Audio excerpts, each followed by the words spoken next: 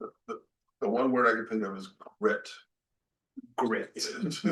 Yeah, I was trying to think of something a little bit more definitive, but the grit, endure, hold on.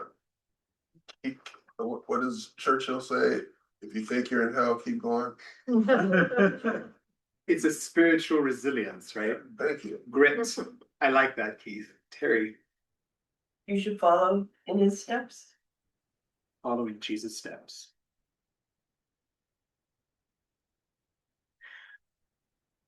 Well, that's actually a great segue, because that was Howard Thurman's ultimate concern when he wrote Jesus and the Disinherited. So by way of introduction, I'm going to play an excerpt from the documentary film that we watched here on Wednesday evening, which sort of describes the background to Jesus and the Disinherited. This is a documentary called Backs Against the Wall, the Howard Thurman story. It is free on PBS, and I highly recommend that you watch it. Bearing witness to the possibilities of overcoming the barrier of race, it became a sign, it became a symbol of what is possible. But in 1949, as fellowship is thriving, Thurman releases what becomes his most influential book, Jesus and the Disinherited, a work that connects the life of Jesus directly to the African-American experience. I carry the book with me, Jesus and the Disinherited, every day, just as a reference. Jesus was a Jew, right? That was his first point. Jesus was poor. He was a poor Jew. Jesus was a poor Jew from a minority group, right? And Thurman makes the point that if Jesus were kicked into the dirt by a Roman soldier, he would be just another Jew in a ditch. At that point, wow, he's human. And what Thurman is very subtly doing is he's connecting Jesus' experience to the lives of other poor people, to the lives of other minority groups, to the lives of other people who think and believe differently. There's this view that Christianity is completely beholden to Europe, and all of a sudden here comes Howard Thurman writing from a perspective where the Christian view is not sequestered by the European view. And he gives an Africanity to the interpretation of Jesus that is bottom up, that he speaks to those who have their backs against the wall. And oppressed people really believe that a religion that doesn't work for you is useless. Well, Thurman would be in that camp also. Yet as Thurman anchored Jesus in the Black experience, he also presented a challenging perspective as to who Jesus was. Dr. Thurman accepted the idea that Jesus did not want to be worshiped, that he wanted to be followed. He wanted to be believed.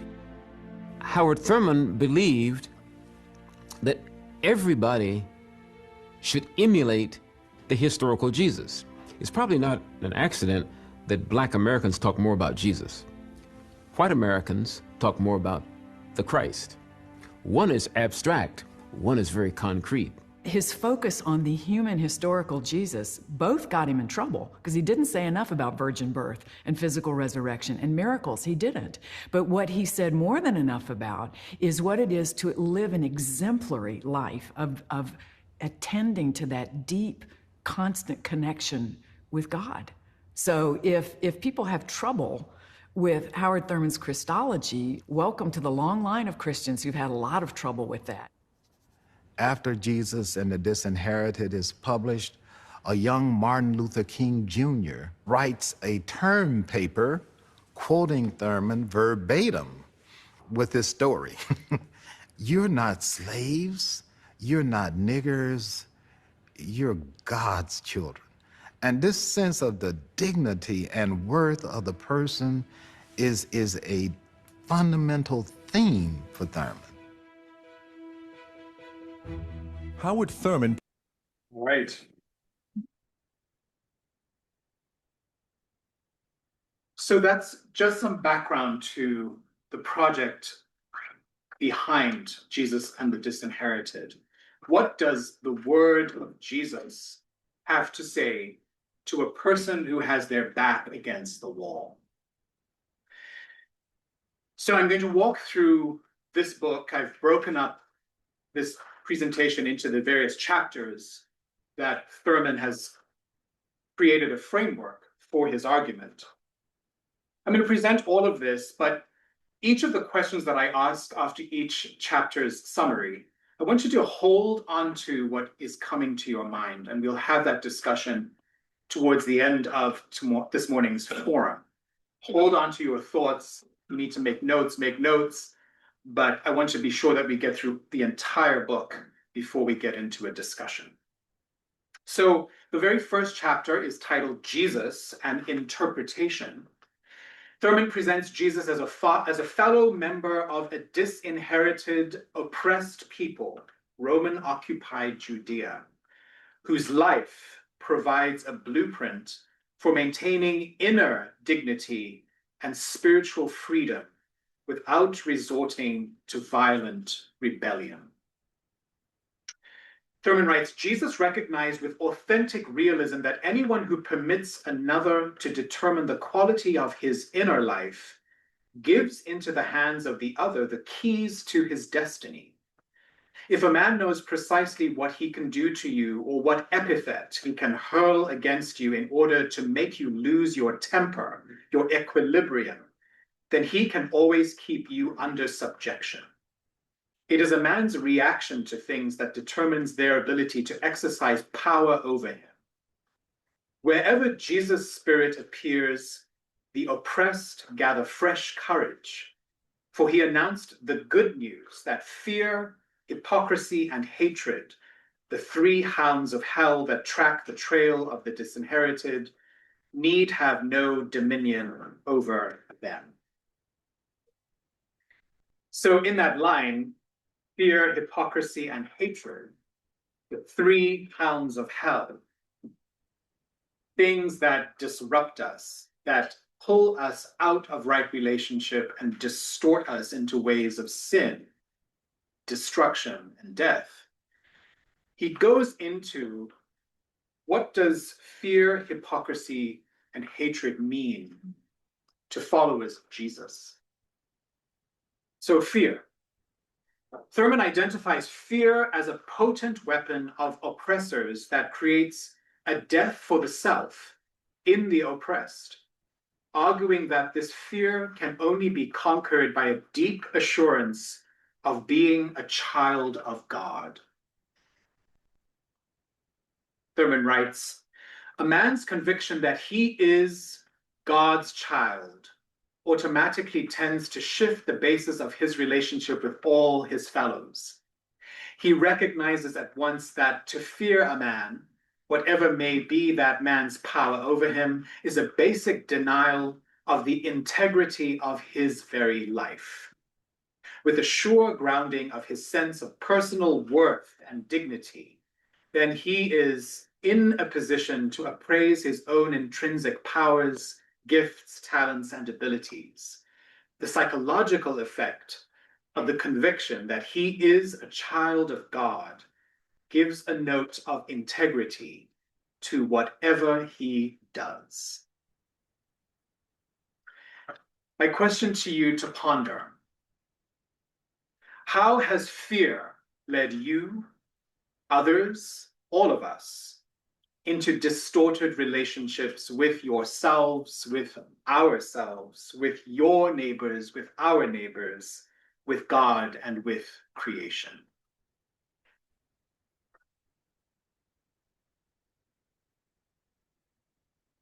I think one of the most infectious people in this world is the person who is unafraid to be who they are, and who they are is a child of God in their full dignity and worth. The next chapter is deception. You've heard me say a lot, lies, lies, and deceptions. That's because there's a lot of lying, and a lot of deceiving, and a lot of betraying going on in this country at the moment. So, deception. While deception is often the necessary survival mechanism of the weak against the strong, Thurman argues it ultimately corrodes the soul, advising that sincerity and inner integrity are superior, though challenging alternatives. He writes, sincerity in human relations is equal to and the same as sincerity to God. If we accept this explanation as a clue to Jesus' meaning, we come upon the stark fact that the insistence of Jesus upon genuineness is absolute. Man's relation to man and man's relation to God are one relation. In the presence of an overwhelming sincerity on the part of the disinherited, the dominant themselves are caught with no defense. They are thrown back on themselves for their rating. The experience of power has no meaning aside from the other than self-reference which sustains it. My question to you, how has deception led you, others, all of us, into distorted relationships with ourselves, with our neighbors, with God, and with creation?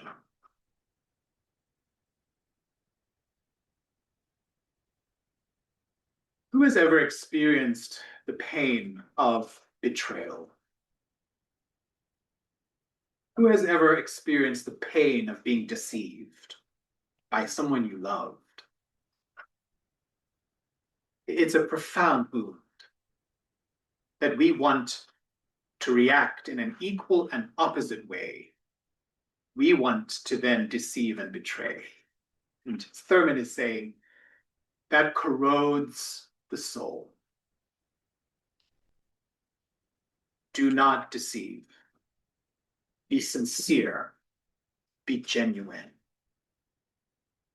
at all times. His next chapter is on hate. Thurman contends that hate arising from contact without fellowship brings a momentary sense of power that ultimately destroys the individual's soul and isolates them from both their oppressors and their own people. He writes, the outline is now complete and simple. Contacts without fellowship, developing hatred and expressing themselves in unsympathetic understanding, and unsympathetic understanding tending to express itself in the exercise of ill will, and ill will dramatized in a man or woman becoming hatred walking on the earth. Hatred destroys finally the core of the life of the hater. It guarantees final isolation from one's fellows. It blinds the individual to all values of worth, even as they apply to himself and to his fellows. Hatred bears deadly and bitter fruit. Hatred is death to the spirit and disintegration of ethical and moral values. Jesus rejected hatred because he saw hatred meant death to the mind, death to the spirit, death to communion with his Father. He affirmed life, and hatred was the great denial of life. My question to you, how has hate led you, others, all of us, into distorted relationships with ourselves, with our neighbors, with God, and with creation? So after Howard Thurman has unpacked the three hounds of hell, fear, deception, and hate, he turns to love. Thurman defines love not as a sentimental emotion, but as a practical, reconciling love ethic that demands the dismantling of barriers between people by recognizing the common humanity and divine worth in the enemy. Keith Davis might call this grit, the grit of love. Thurman writes, the first step toward love is a common sharing of a sense of mutual worth and value. Love is possible only between two freed spirits, a discipline, a method, a technique, as over against some form of wishful thinking or simple desiring. Each person meets the other where he is, and there treats him as if he were where he ought to be. Here we emerge into an area where love operates, revealing a universal characteristic unbounded by special or limited circumstances. It is clear that before love can operate, there is a necessity for forgiveness of injury perpetuated against a person by a group. This is the issue for the disinherited. My question to you: how has love led you, others, all of us, into right relationship with ourselves, with our neighbors, with God, and with creation? Has anybody loved you the way you ought to be and not the way you really are? You've seen those t-shirts, I want to become the person my dog thinks I am. That unconditional love. You know, I remember, I can think of very specific people who loved me in a way that I had no idea I was worthy of. And when a person loves you in a way that you believe you're not worthy of, it is a profound invitation to be better and to think better of yourself, to love yourself so that you can love your neighbor as you love yourself. So I'm sure we all have examples of people who have loved us as much as our dogs think we are worthy of love.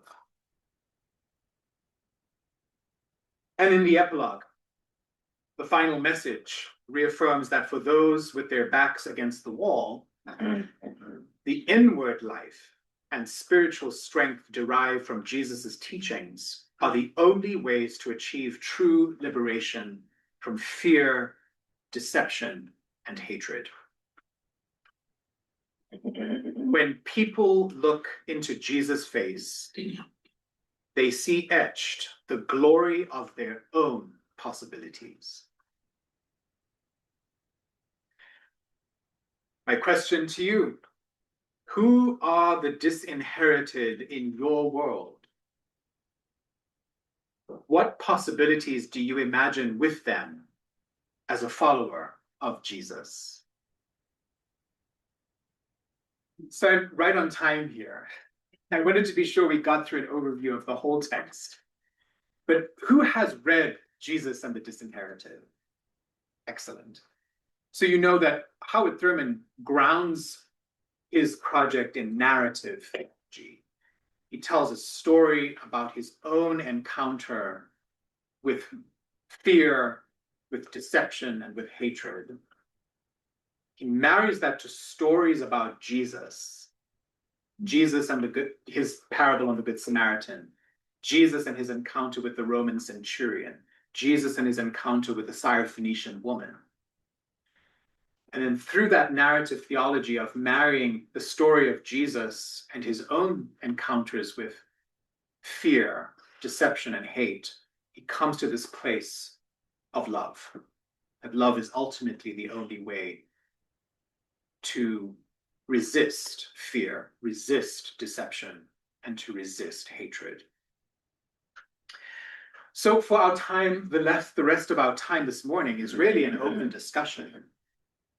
I'd like you to answer some of the questions that I have posed about how fear, deception, and hate has distorted your relationships or our relationships with God, with ourselves, with our neighbors, and with creation. And then how do you imagine love resisting fear, deception, and hate? Would anybody like to respond to any of the questions that I've posed? Yes, Lynn. On this topic of the hatred section, I'm taken back to 2012, just 14 years ago, when there was a campaign to put an anti-gay marriage amendment to our Constitution on the ballot. And I remember when Mary and I heard that this was going to be on our ballot, my heart sank. I thought, this is going to lead to so much hatred coming our way. And so we did get involved in what became known as the Vote No campaign. You're voting no to that amendment. And when we got started, we were coached, as were many, all the volunteers, that don't talk about that you don't have the same rights. Don't talk about what's wrong, what you're blocked from having. Because we've tried that in 30 states already, and they've all voted these amendments in. Just tell your own story. Talk about who you are, who you love, how this came to be, what matters in your life. And I thought, okay, do you think that's going to do it? And that's what we did in house gatherings and on the phone and at the farmer's market. And, along our street in Rochester, orange was the color of the Vote No campaign. Rochester's quite conservative, but over the course of that summer, one house after the other had these orange signs in the yard. And Minnesota was the first state that defeated that amendment with the help of 45,000 volunteers. So the power of there narrative was- theology. Yeah. Tell your story. Tell your story. Tell your story. Thank you, Lynn. Yes, Jan. And we're so glad that we agreed with you, and I notice you're wearing a shade of orange. It's, it's our story, it's my story. And I recognize my story because I believe that I was lesser than as a woman. And it took betrayal. It's amazing to hear, for me to hear my own story, because I wouldn't have recognized it that way. But I went to law school and decided to pursue justice. Thanks, Steve. Thank you, Janet.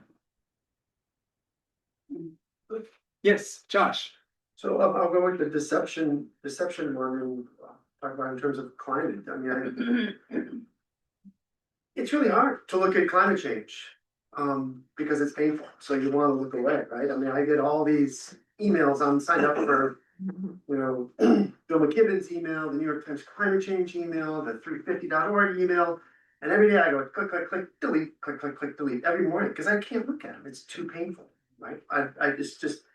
It takes a strength of community and to look at that and to not, you want to be deceived.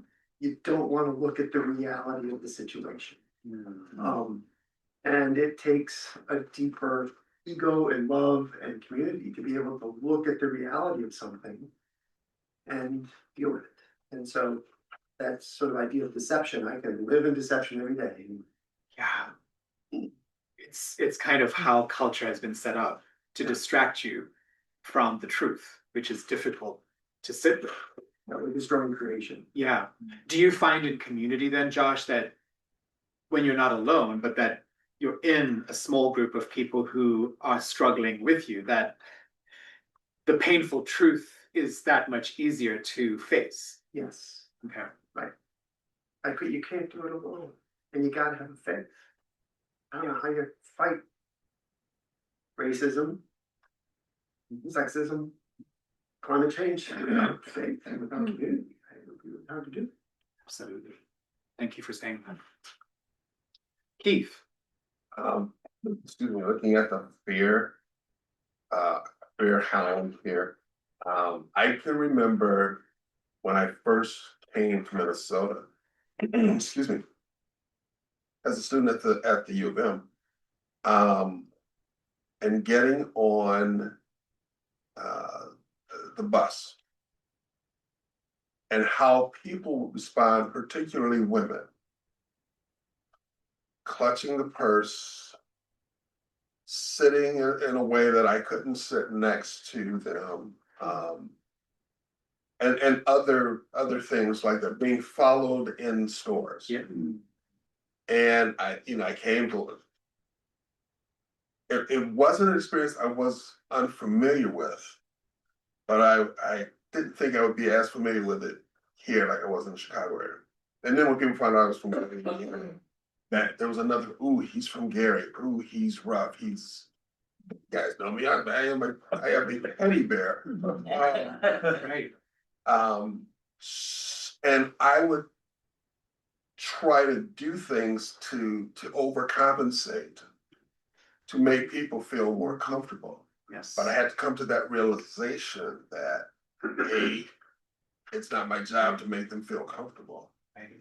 And to become even more comfortable with the person I am Yes. and where I'm from. Yes. Not only from the Chicago area, but as a child of God. Right. And I think it was Barbara Moraz that would say that which is personal is most universal. Yes. And that goes back to Howard Thurman's narrative Yeah. telling the thing. Thank you for the courage in sharing that, Keith. I'm reminded of that book, Whistling Vivaldi. How a black man had to learn the tunes of Antonio Vivaldi, the great Baroque composer, so he could whistle Vivaldi tunes as he walked on the streets, so that the delusional fear in white people would be removed when they realized, oh, this black man knows Vivaldi. It was a survival tactic. So yeah.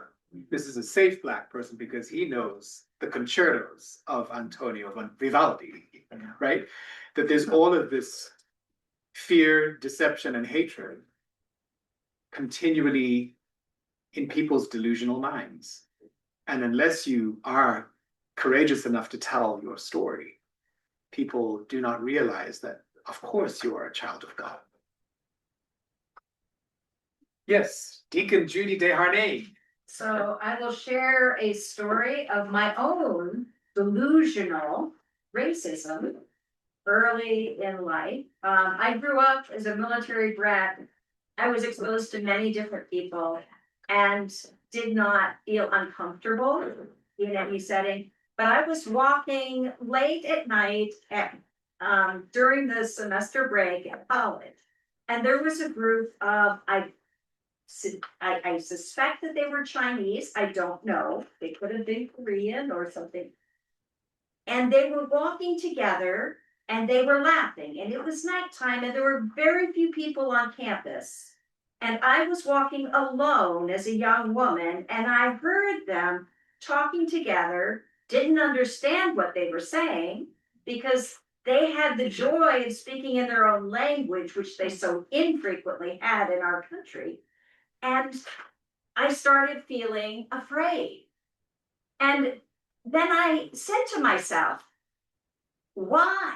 Why am I feeling afraid? These people are talking together in their own language and laughing and enjoying each other's company. And in fact, I am safer because no crazy person is going to come and attack me when there's all these people here. And what ridiculousness for me to even feel and think this way, and just telling myself back and going, okay, this is silly. Yes. And then walking forward without that fear. Thank you for sharing that, Judy. Yeah, that's true. Nan.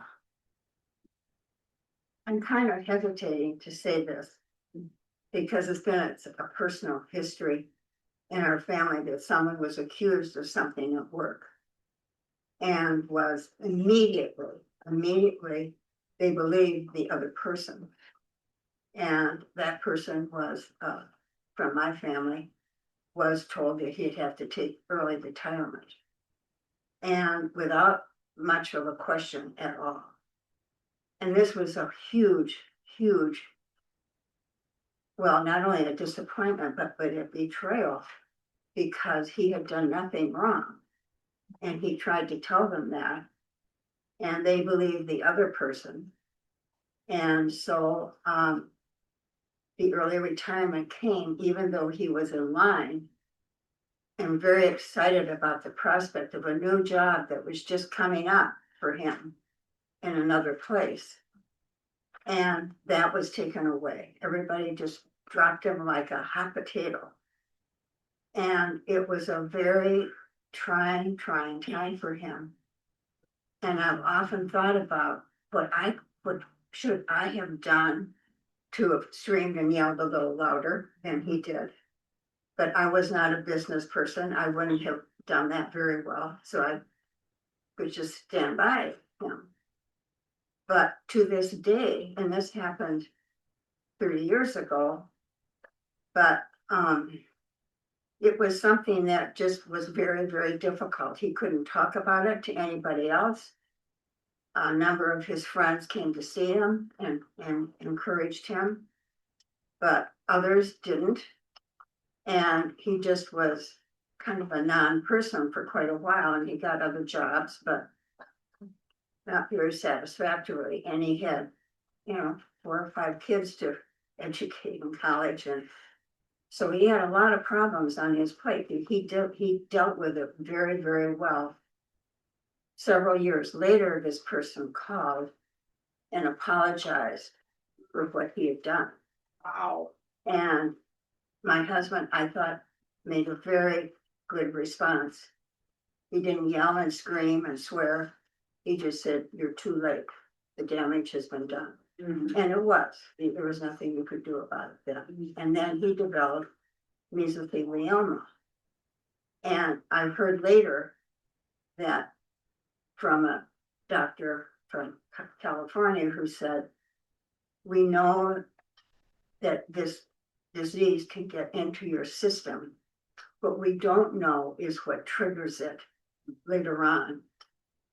And I think that internal emotional years of living with that really triggered this mesothelioma to make itself hurt. Mm. But anyway, you kind of wonder what you should have done or not done. I think he did it. I think he did it beautifully. But the apology came too late, and there wasn't anything you could do about it. The damage had been done. So what do you do when there's not much you can do about a situation like that? Thank you for sharing that. I don't know what this was trying to say. Howard Thurman? Yeah, what he would say about that. I think he would have affirmed the integrity that your husband lived with, mm-hmm. that he did not let that betrayal embitter him. No, he was remarkable. That he continued to be a person who is trustworthy, who knew the truth. And I think, sadly, in Western culture, there's so many betrayals that have led to people being imprisoned unjustly for their whole life with no apology given. There are so many people who have sadly suffered injustice, and even though they've maintained their integrity, have not had that phone call, have not even heard the apology. And Thurman, writing to people who had been disinherited, that an entire system was constructed to exterminate them, to extract and exploit them, and then ultimately to enslave and exterminate them. He was writing to them to say, do not compromise on your integrity. You continue to be genuine, you continue to be true, you continue to be sincere. That's the only way that you can resist betrayal, deception. And it's painful. It is what Peter, the apostle, is probably writing about in the text we began with from this morning's epistle. it is a credit to you if, being aware of God, you endure pain while suffering unjustly. That is the cross right there. We've got a few more minutes for a few more responses or questions that you'd like to pose.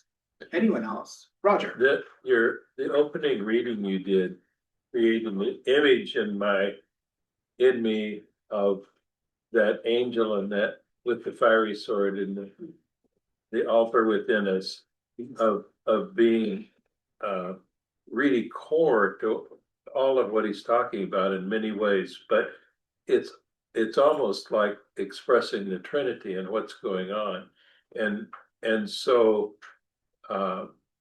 not we may be living. We come to a new paradigm for how things are, and the angel's there to heal us, to take, he's fighting the spiritual part of that battle that we're struggling with. Yes. And for me, an expression of that is when I was in college, growing up, I lived in a lot of fear, and meeting with a pastor who listened to me and then sort of stuck his thumb on a whole bunch of fears I had and prayed for me, I experienced that deep assurance of being child of God. And it was so freeing that I laid on the chancel steps and laughed for 15 minutes over the freedom. So I just, part of the hope we have is that we're not accomplishing change by ourselves. It's in community, and the Trinity's created us and is fighting for us. That's a wonderful note there, Roger. Because Thurman was criticized for not being on the front lines of the civil rights movement. He was not in the protests. He was not, doing the civil disobedience, not being arrested. All of those activists were retreating to Thurman in his library, in his office, because it's that inward sea. It's that island that's in the inward sea. It's the altar that's on the island in your inward sea that he was making sure remained protected, remained guarded, because it was from that inner interiority, that spiritual grit, that the movement could continue. Yeah. So the Jesse Jacksons and the John Lewises and the MLK Juniors and the Pauli Murrays could all realize, ultimately, I have this inner sanctum that all of these lies, deceptions, all of this hatred, all this fear can never touch. It is that inner altar on that island in my inward sea that is protected. Yes, Mary. And I think this work is very difficult, and it's lifelong, chronic. And there are many pieces to it. The one piece that helps me a lot and has helped me over the years, and somebody help me, whose quote is this? Not Hung or Mandela or Tutu.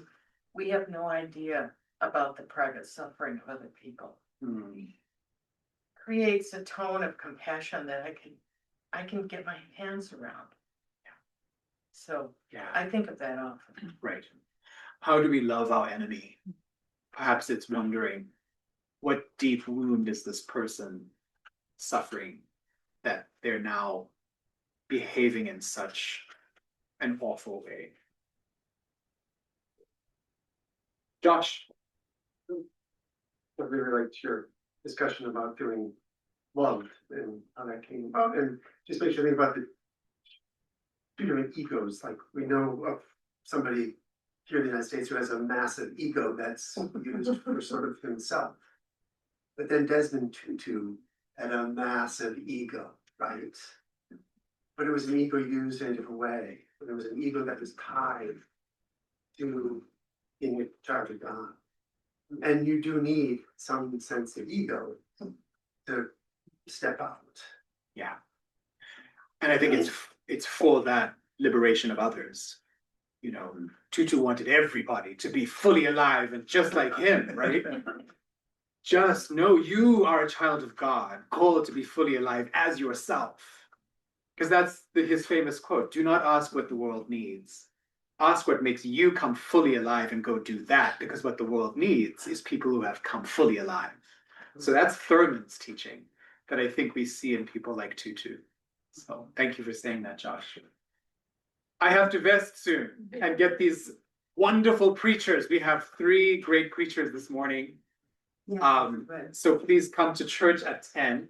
But on the table over there, I've left some texts by Howard Thurman that you're welcome to look at. I strongly encourage you to read Howard Thurman's books. I think particularly in this historical moment in the United States of America, the deep wisdom of Howard Thurman is desperately needed. And as people of faith, we all should be carrying a copy of Jesus and the Disinherited, like Martin Luther King Jr. He carried a copy of this with him wherever he traveled. So, is that the first one that we should start with? This is the classic. You cannot go wrong if you go with this one. But Meditations of the Heart is the other that I would recommend between these two. So I think we'll close with the same meditation we began with, as it was in the beginning, is now and ever shall be. So center yourself, close your eyes if that is comfortable, and let us return to the inward sea. There is in every person an inward sea, and in that sea there is an island, and on that island there is an altar, and standing guard before that altar is the angel with the flaming sword. Nothing can get by that angel to be placed upon that altar unless it has the mark of your inner authority.